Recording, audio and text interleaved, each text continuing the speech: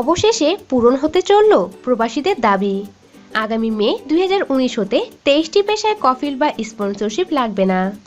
ইদানিং সৌদি সরকার তাদের বিদেশি কর্মীদের জন্য অনেক গুরুত্বপূর্ণ মনে করেছে এবং তাদের সুখী করার সিদ্ধান্ত নিয়েছে। সৌদি আরবের শ্রম মিনিস্ট্রি ঘোষণা দিয়েছেন তারা প্রবাসীদের জন্য 23টি পেশায় স্পন্সরশিপ বাতিল করতে যাচ্ছে। এটি প্রবাসীদের জন্য দারুণ খবর বটে।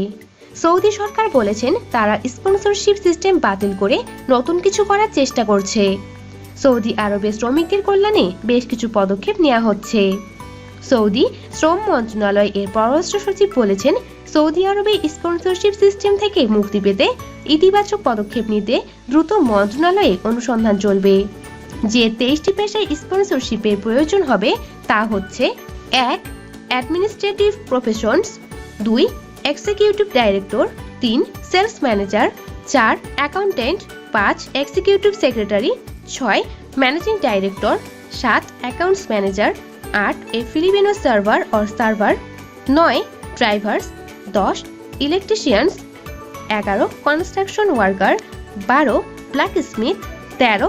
এ বেকার, 14. Civil engineer, 15.